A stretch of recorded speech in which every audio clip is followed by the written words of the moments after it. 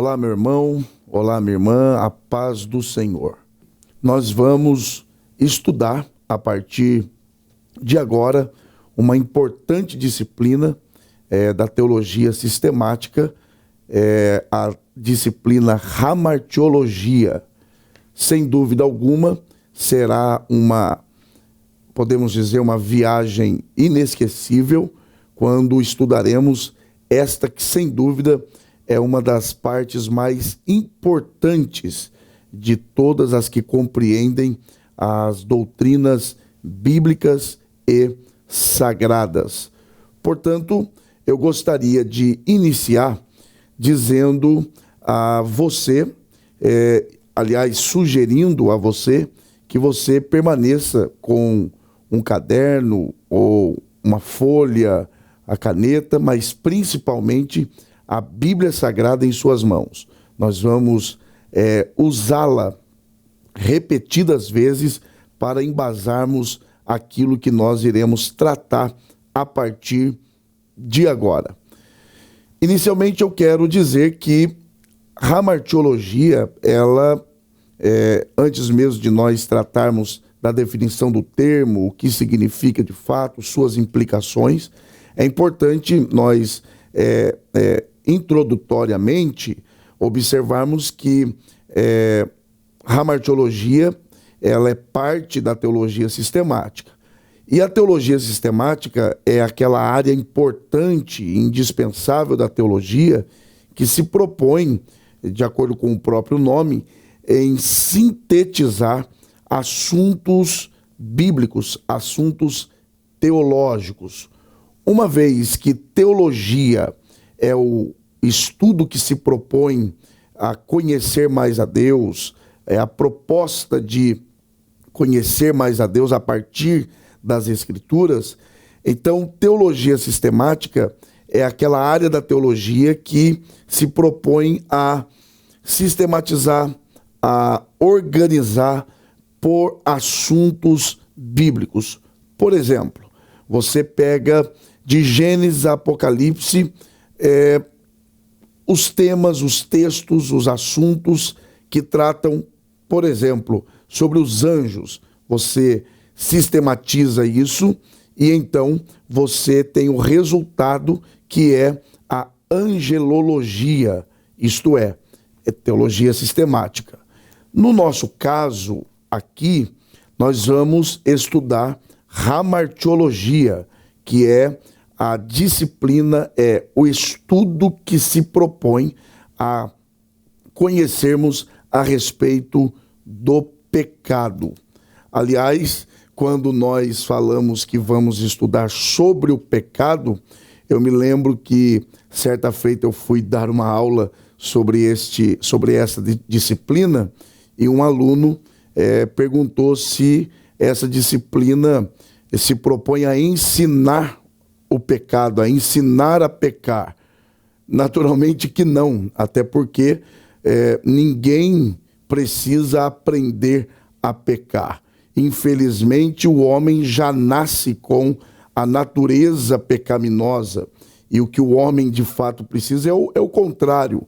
Ele precisa nascer de novo para então viver uma vida sem o pecado. Então, essa disciplina, a doutrina do pecado, ela na verdade se propõe a nos informar tudo que a Bíblia nos fala a respeito da origem, da natureza, do problema, do alcance, das consequências do pecado, da desobediência e tudo o que implica sobre este importante assunto. Por que é importante estudarmos hamartiologia? Ora, hamartiologia, uma vez que é a doutrina do pecado, se torna extremamente importante e, na verdade, indispensável para todos os assuntos além deste. Porque, por exemplo, você vai estudar soteriologia, que é a doutrina da salvação. Ser salvo do quê? Ser salvo por quê? Ser salvo para quê?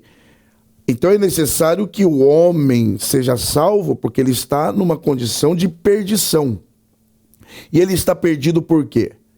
É aí então que entra a doutrina do pecado, mostrando a gravidade do problema, o alcance, a extensão do problema do pecado, que é onde então se dá a hamartiologia, a doutrina do pecado. Por isso é importante estudarmos hamartiologia. Pelo menos nessas 3 primeiras aulas desta disciplina, nós vamos procurar ter aí um primeiro contato com essa disciplina. Os primeiros pontos, os pontos fundamentais, nós vamos procurar lançar base, fundamento, para que nós possamos começar a montar essa estrutura para então discorrermos de uma forma mais ampla e de uma forma mais clara sobre esse importante assunto. Então, inicialmente, você pode observar aí na tela, projetado aí na tela, nós vamos começar aqui apresentando os objetivos principais desta disciplina. Então, em primeiro lugar, após esta disciplina, o aluno deverá ser capaz de, primeiro, conhecer a doutrina do pecado e suas implicações. Então, esse é o primeiro objetivo, ou esse é o primeiro dos principais objetivos dessa disciplina, isto é, conhecer sobre a doutrina do pecado. O que a Bíblia tem a nos falar sobre o pecado? Como começou? Onde começou? Como isso se deu? Até que ponto Deus ele permitiu esses pontos fundamentais?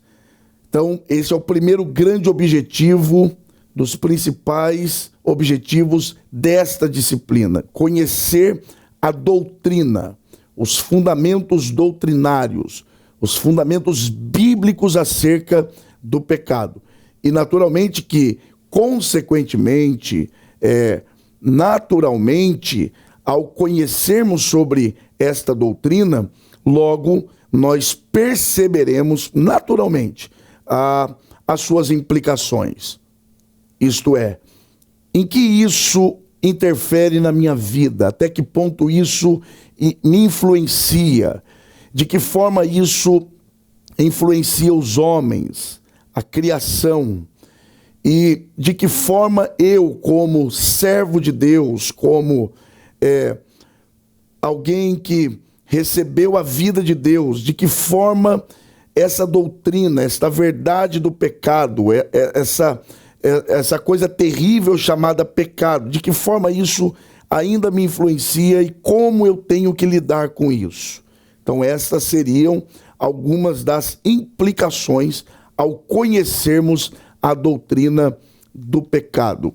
Conforme você ainda pode observar aí na tela, o segundo objetivo dessa disciplina é identificar os grandes prejuízos causados pela desobediência do primeiro casal.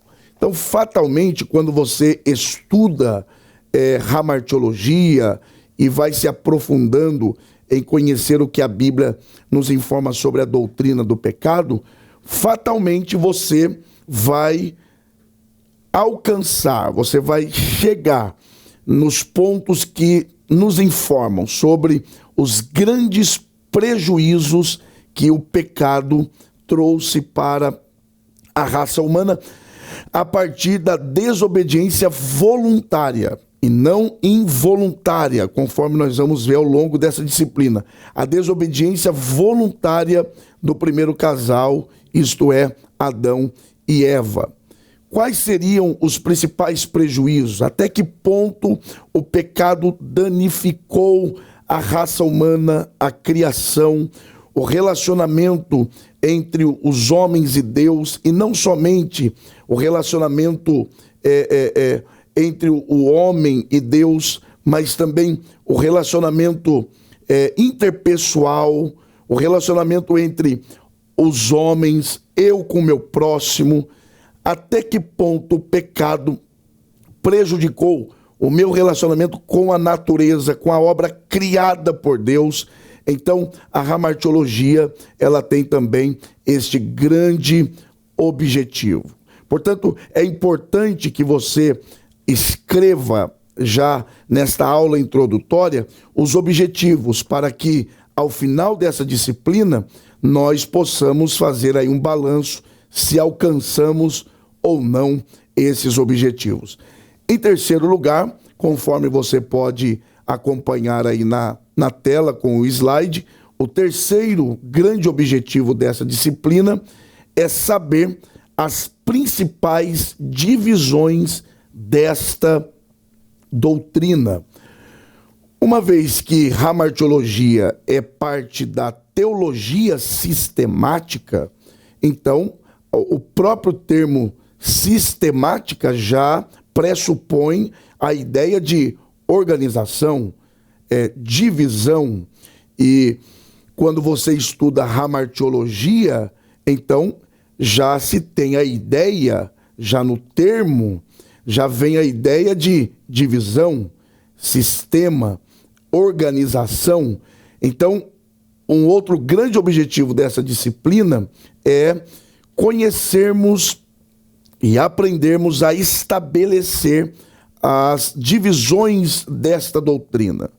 Natureza do pecado, origem do pecado,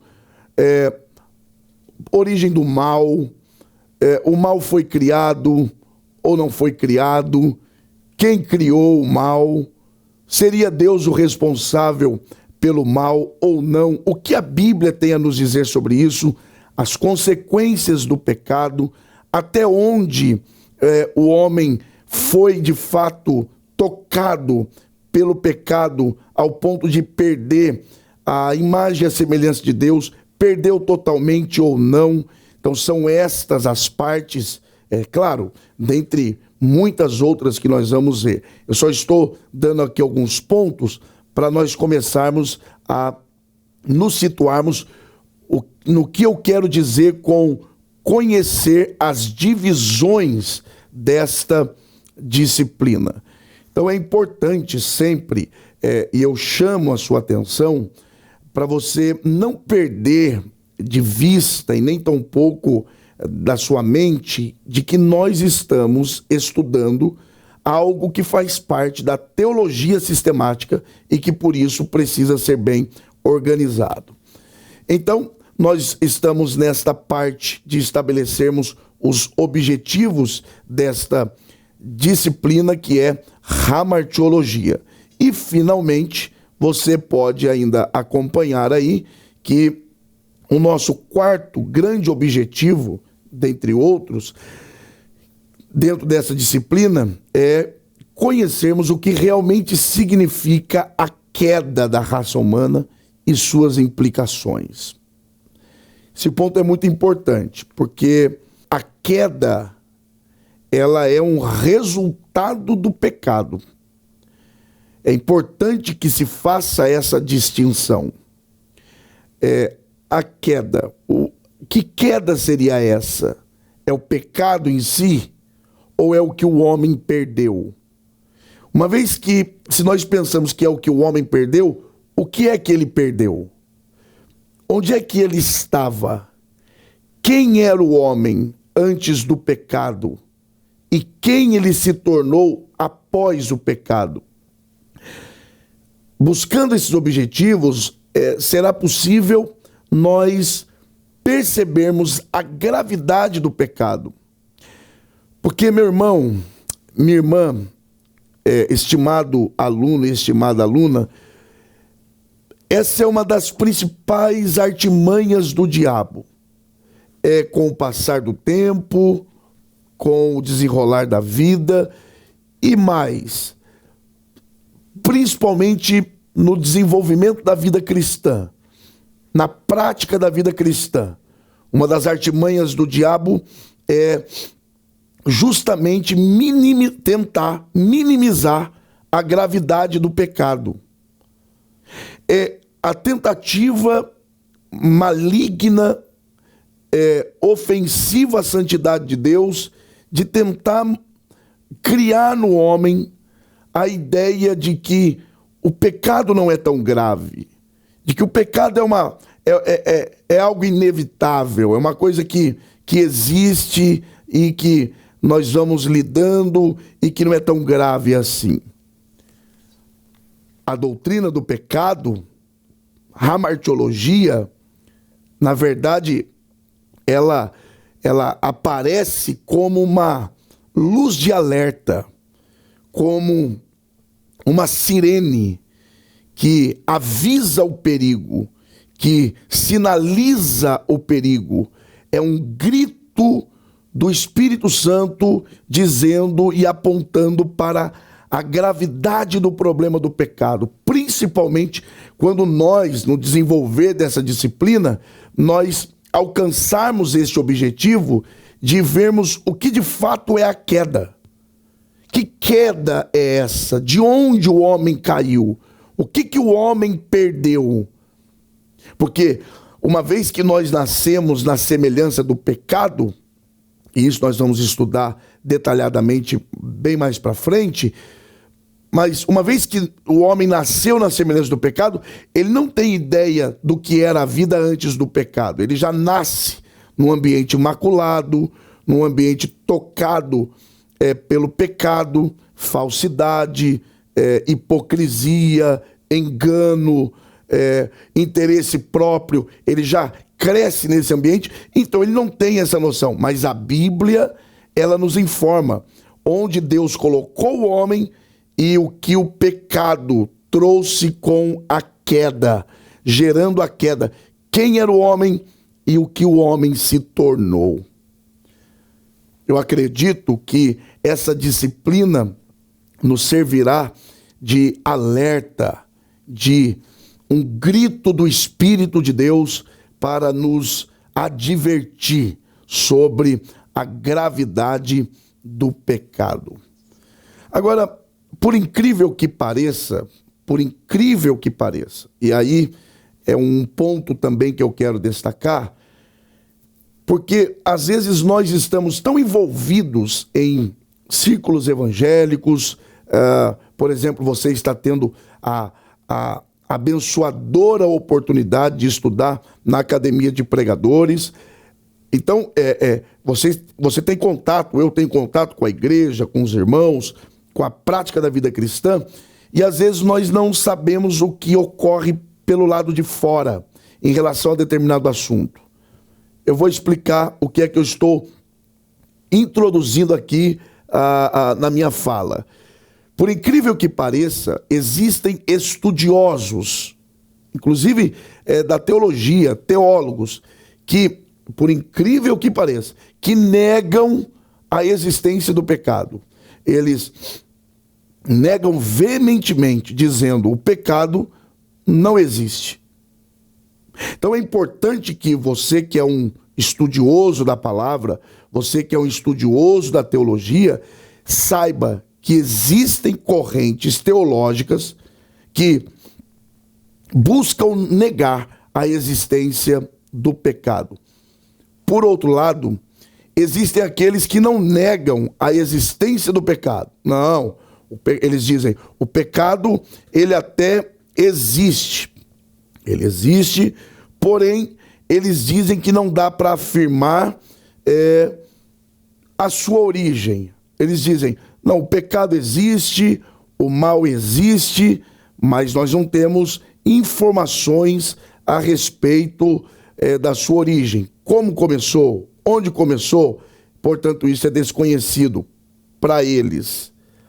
Agora, do ponto de vista bíblico, tanto a primeira corrente, que nega a existência do pecado, como a segunda corrente, que afirma a existência, mas diz ser desconhecida a origem do pecado e do mal, ambas estão extremamente equivocadas.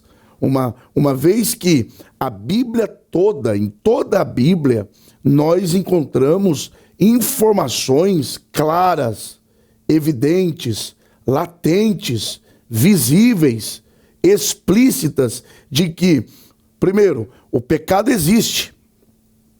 Segundo, ele é mau. Terceiro, ele é nocivo. Quarto, ele separa o homem de Deus, separa o homem um do outro. E não somente isso, a Bíblia também relata onde o pecado nasceu, quem é o pai da iniquidade, onde é que o pecado surgiu, em que ambiente, tanto no aspecto físico, humano, da criação, quanto no aspecto espiritual, que se deu inicialmente, originalmente, no reino ou no mundo angélico, isto é, no mundo dos anjos. Então, é importante destacar que a Bíblia é clara em dizer a existência do pecado e a sua origem. Eu te convido a ler, juntamente comigo, 2 textos da palavra do Senhor, que provam, claro, que existem muitos outros textos, mas eu quero tomar aqui um texto que é do Antigo Testamento, que são palavras do próprio Deus, e outro do Novo Testamento. O primeiro, Gênesis capítulo 4 e versículo de número 7. Olha o que Deus, ele diz para Caim. Gênesis capítulo 4, versículo 7. Se procederes bem, não serás aceito, e se não procederes bem, o pecado jaz à porta, e sobre ti será o seu desejo, mas sobre ele deves dominar. Eu quero destacar desse texto tão conhecido e tão forte, né? A parte em que Deus está dizendo para Caim: e se não procederes bem, a segunda parte do texto, o pecado jaz à porta, está à porta. E essa expressão jaz, só um toque rápido dessa palavra, dessa expressão, jaz aqui está dominando, está vulnerável, está com controle da situação. Jaz à porta ele já ganhou espaço, ele já começou a dominar o ambiente. Então percebam que é Deus quem está falando, o pecado jaz à porta. Deus está dizendo, ele existe. E é tão verdade que ele existe, que ele está perto.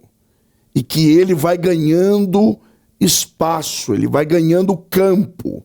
Ele não tem pressa, ele vai ganhando o território.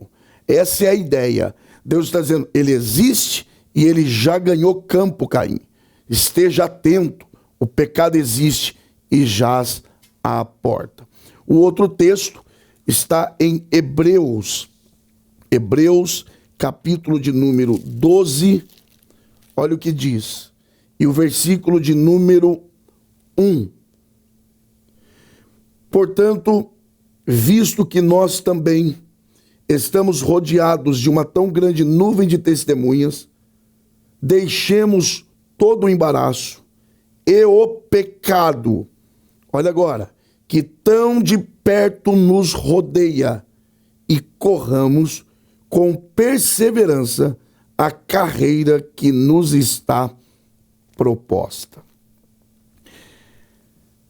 A proposta aqui, o meu objetivo não é fazer uma exegese desse verso. Isso aqui é apenas para comprovar biblicamente a existência do pecado, ok? Mas o que me chama a atenção é que o texto de Hebreus, ele está totalmente ligado ao significado do de Gênesis que nós lemos.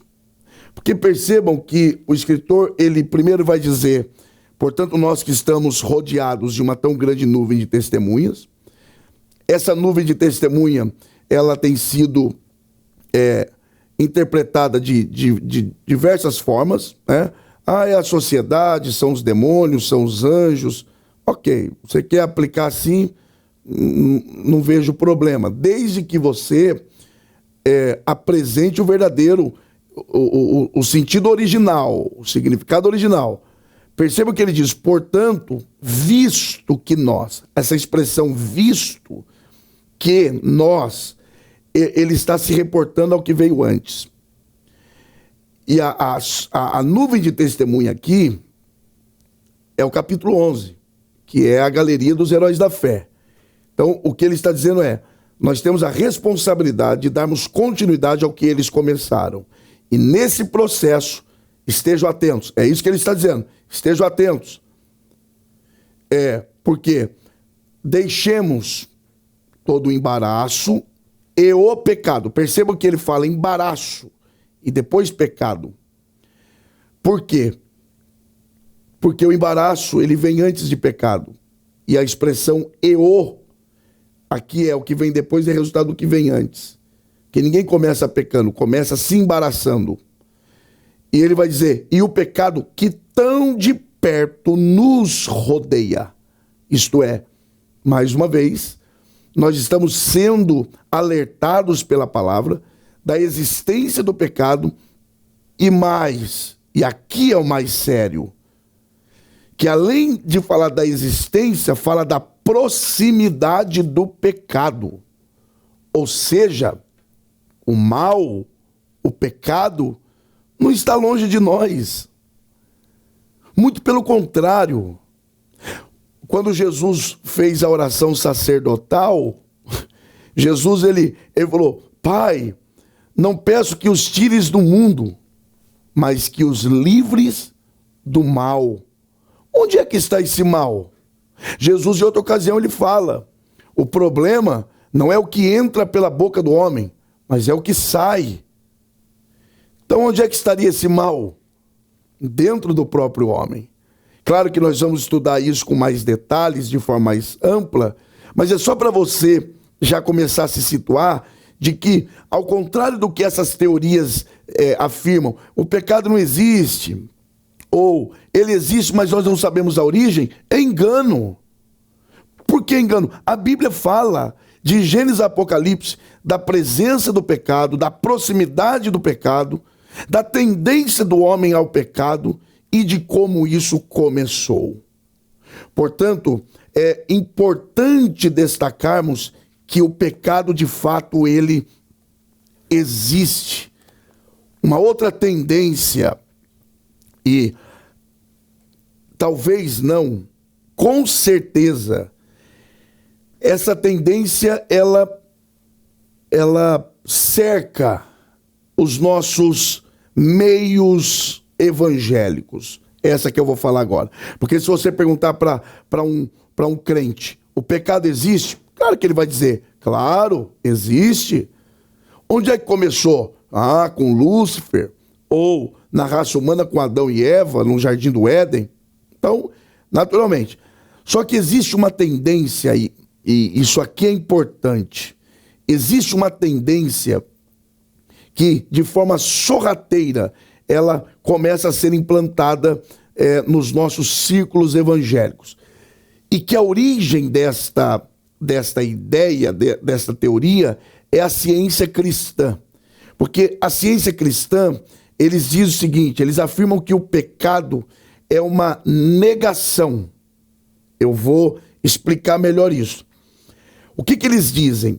Eles dizem que o pecado e que o mal é uma negação. Em que sentido? Primeiro, que o mal é a ausência do bem e que o pecado é a ausência da retidão.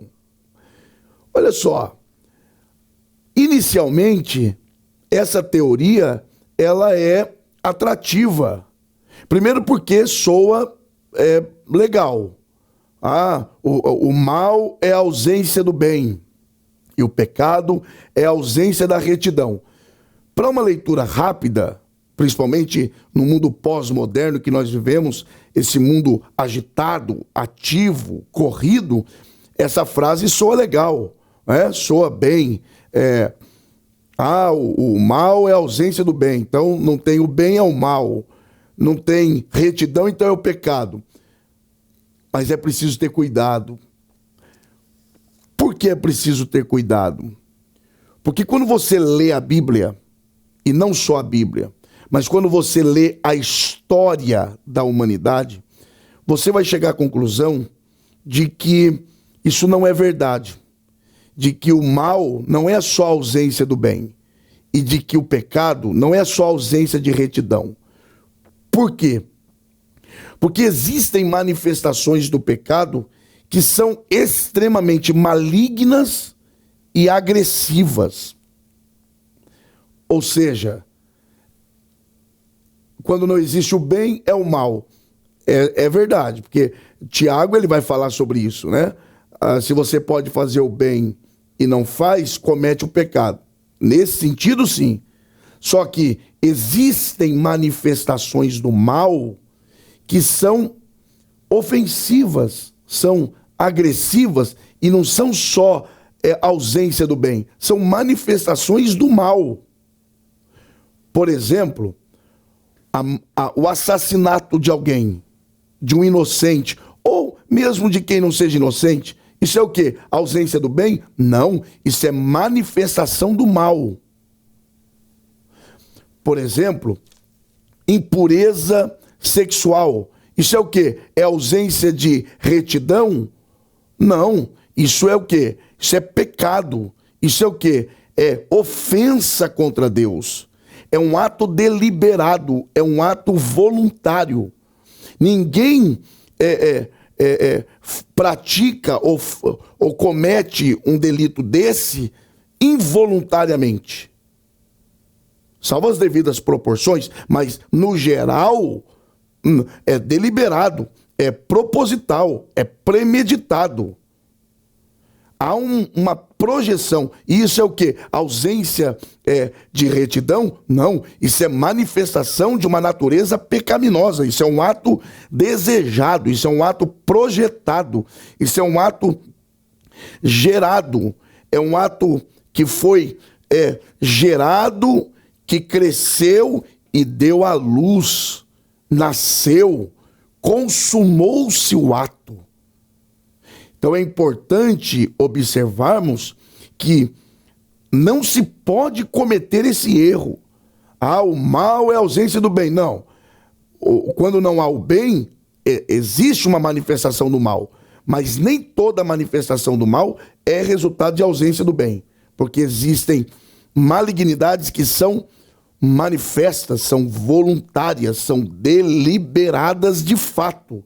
Assim como o pecado, ele não é só a ausência de retidão, porque existem pecados que são, da mesma forma, deliberados, projetados, premeditados e finalmente consumados. E claro, isso ofende diretamente a santidade do nosso Deus. Continuando aqui nessa aula introdutória, eu quero apresentar três provas a respeito da existência do pecado. Para isso, a primeira prova, eu quero que você abra a sua Bíblia em Deuteronômio, capítulo de número 30. Deuteronômio, capítulo de número 30, e os versículos, melhor dizendo, 15 e 19. Deuteronômio, capítulo 30, verso 15, diz assim: Vê, hoje te proponho a vida e o bem, a morte e o mal. Olha o verso 19.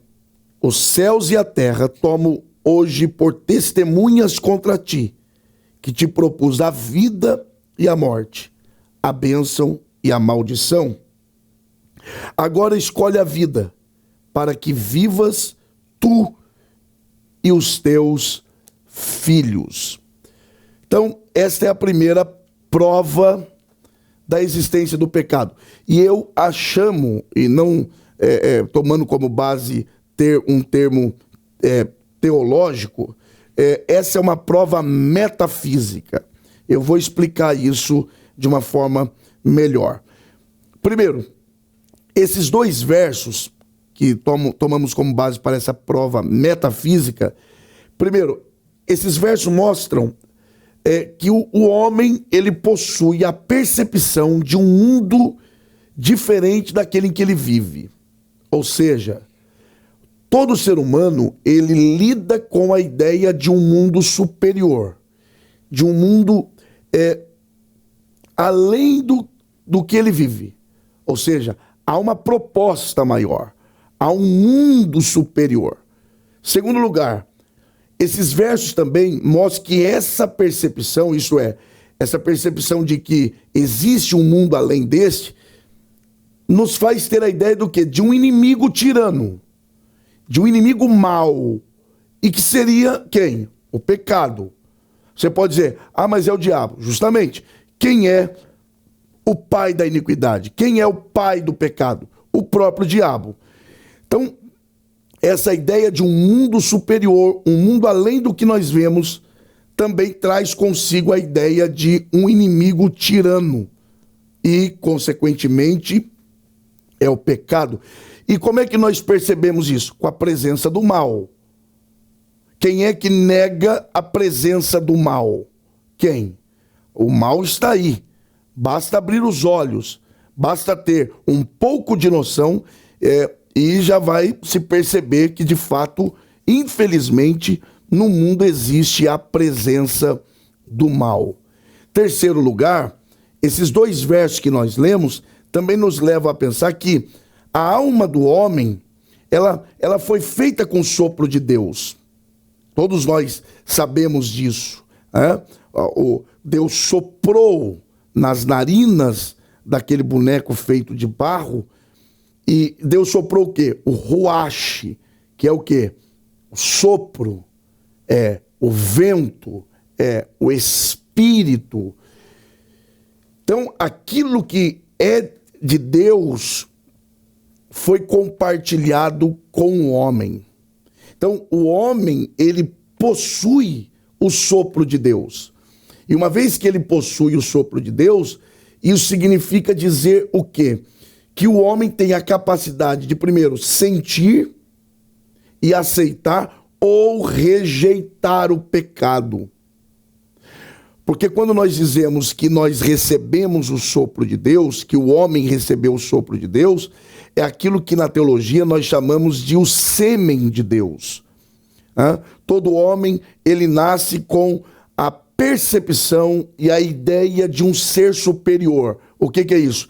É a ideia que o homem tem de Deus, a ideia natural, a presença natural, já na essência do homem, e o homem tem essa percepção de que existe um ser superior, que é de onde ele vem.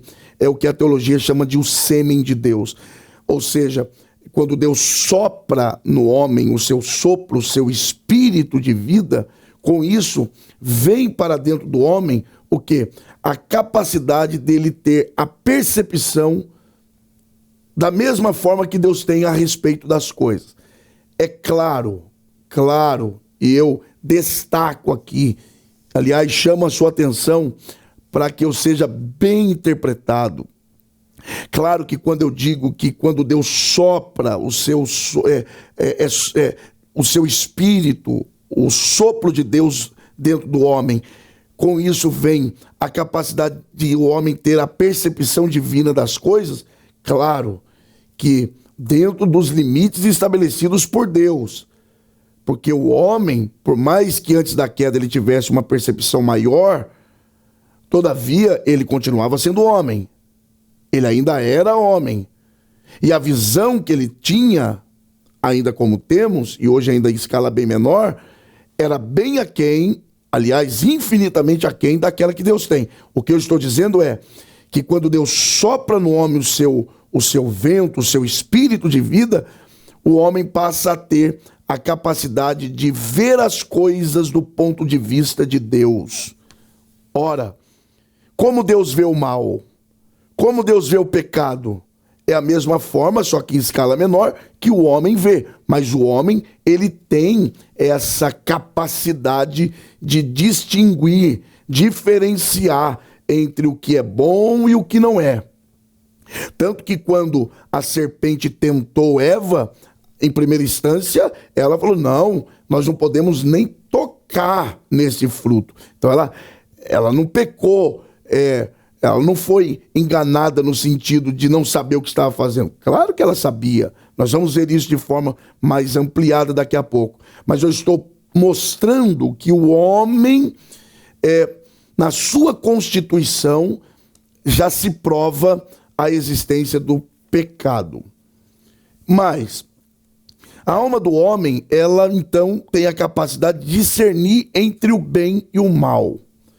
E mais, e finalmente nessa parte, se o homem tem essa capacidade, como dizer que o pecado não existe? É certo fazer isso? Não, é errado. É errado fazer isso? Não, é certo. Ora, a própria criança, ela já nasce com essa constituição, ela vai crescendo, ela já sabe o que pode, o que não pode, o que deve, o que não deve. Tanto é que tem coisa que a criança faz que ela olha em volta para ver se não tem ninguém. Por quê? Porque já na constituição do ser humano já existe essa capacidade. E aí, então, seria incoerente dizer que o pecado e o mal não existem. Porque se o homem sabe distinguir entre um e outro, se não existe, então para que ter essa capacidade de distinção? Então, esta é a prova metafísica. A segunda prova da existência do pecado, e eu quero que você, mais uma vez, abra sua Bíblia comigo. Aliás, ler a Bíblia nunca é demais, né? Eu te convido a ler a palavra do Senhor na primeira carta do apóstolo Paulo aos Coríntios, capítulo 4 e versículo 5. E nós veremos a segunda prova a respeito da existência e da realidade do pecado. Olha o que o apóstolo Paulo tem a nos dizer a respeito disso. 1 aos Coríntios, capítulo 4, versículo 5, diz a palavra do Senhor: portanto, nada julgueis antes do tempo, até que o Senhor venha, o qual também trará à luz as coisas ocultas das trevas e manifestará os desígnios dos corações. Então, cada um receberá de Deus o louvor. Percebam que aqui nós temos a segunda prova, que é a prova moral da existência do pecado. Claro que, além disso, Paulo ele nos dá muitas outras lições aqui neste verso. Todavia, dentre essas muitas lições, Paulo também está evocando, elucidando, trazendo à tona a prova moral do pecado. E como que nós chegamos a esta conclusão? Primeiro, nós temos que perceber que, inicialmente, nós encontramos duas verdades. Primeira, a imortalidade da alma do homem. Paulo está falando de algo futuro, de algo que ainda vai acontecer numa outra esfera, em um outro tempo, fora desta realidade. O que dá a entender que ele está apontando também, dentre outras coisas, é claro, para a imortalidade da alma do homem. Segundo, ele está falando também da justiça de Deus. Então é importante observar aqui esses dois pontos. Primeiro, imortalidade da alma. Segundo, justiça de Deus. E isso nos leva a concluir, isso nos faz concluir a realidade futura do homem e a manifestação do juízo de Deus. São pontos que provam a existência do pecado, o futuro do homem e o juízo de Deus que há de se manifestar. Segundo lugar, quando você lê sobre a justiça de Deus, inclusive nesse texto, você chega à conclusão de que a justiça de Deus, ela exige, primeiro, que a virtude seja recompensada e o vício seja punido. Então, a virtude é recompensada e o vício, que é algo que denota o mal, o pecado, ele então será punido, ele então será castigado. Quem teve virtude, quem rejeitou o mal, quem viveu para Deus, recompensa. Quem pecou deliberadamente, quem praticou o mal deliberadamente, então será punido. Uma outra coisa que nós podemos extrair disso aqui, desta parte, deste verso, é que a justiça de Deus deseja algo. A justiça de Deus clama por algo.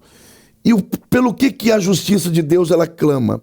Que cada um seja tratado segundo as suas obras. É o desejo da justiça de Deus, é o querer da justiça de Deus, que quem viveu de forma digna seja tratado segundo essas obras, e quem viveu de forma indigna seja tratado segundo essas obras.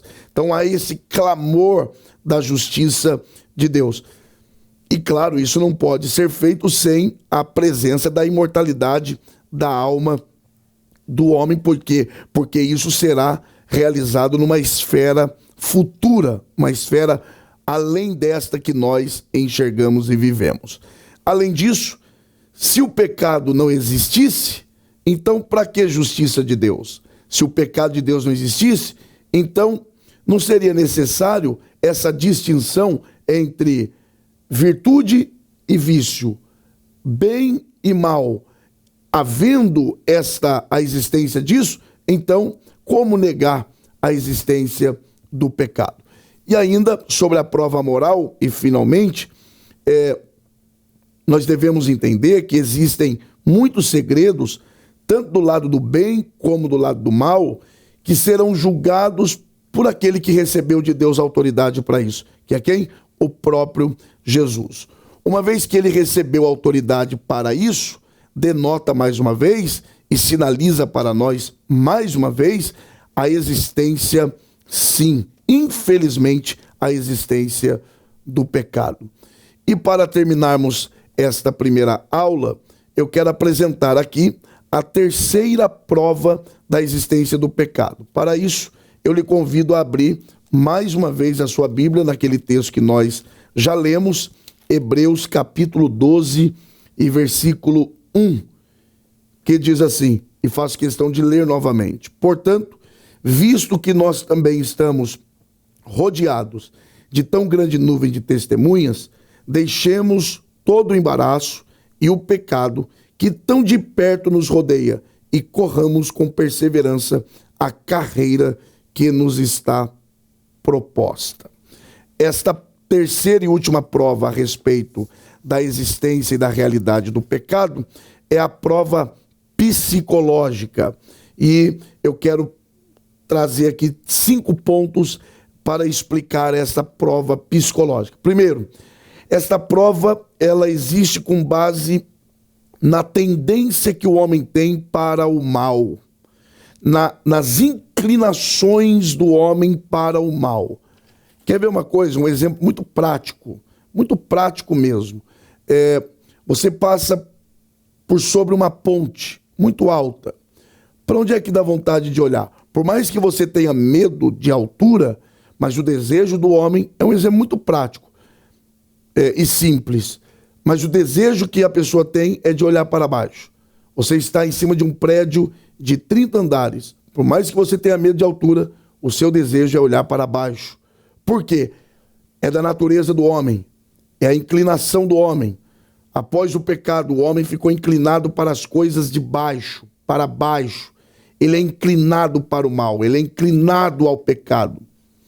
E essa inclinação para o erro, por exemplo, uma criança, você não precisa ensiná-la a ouvir sim, mas é necessário que você ensine a ouvir o não. Porque a criança nasce sabendo ouvir sim, mas nasce sem saber ouvir o não. E o que é melhor, o sim ou não? Claro que é o sim. O que é isso? Inclinação para o mal, inclinação para o erro, inclinação e tendência para aquilo que é errado.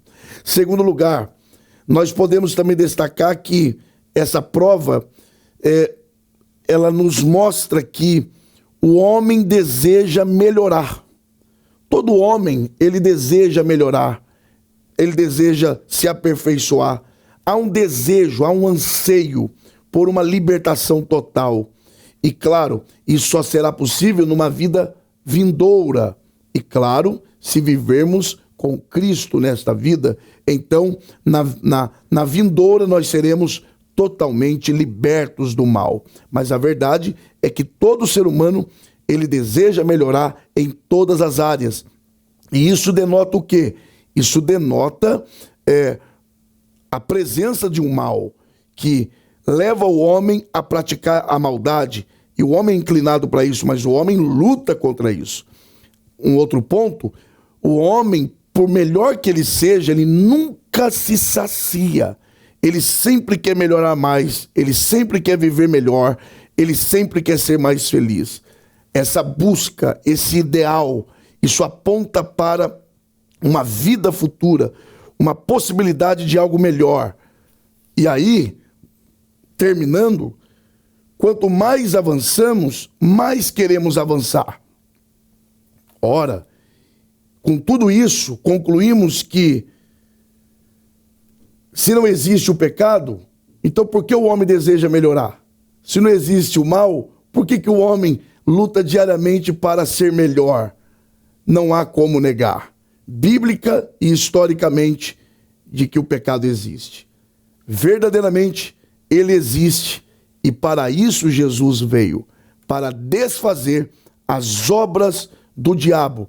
E é o que João Batista falou: eis aí o Cordeiro de Deus que tira o pecado do mundo. Que Deus abençoe e nos encontramos na próxima aula. A Academia de Pregadores é uma escola completa, onde você pode ter acesso a mais de 60 cursos, todos eles com certificados, com reconhecimento oficial da CGADB e diversas outras convenções no Brasil e no exterior.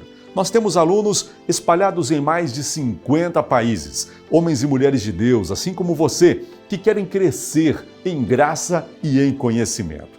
Na descrição desse vídeo, nós deixamos um link exclusivo com uma promoção muito especial para você aprofundar os seus estudos.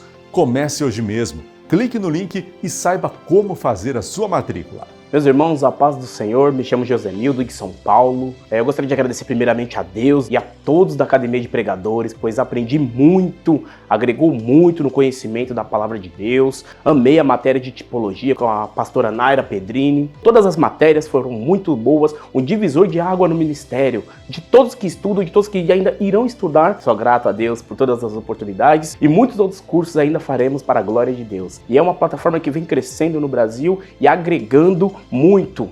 Se eu fosse você, eu fazia este curso. Faça o curso médio em teologia completo e tenha acesso também ao básico e mais de 60 cursos em nossa moderna plataforma de ensino. Clique no link e saiba mais. Está aqui na descrição do vídeo. Um grande abraço e eu espero você na Academia de Pregadores, a maior escola bíblica online da América Latina.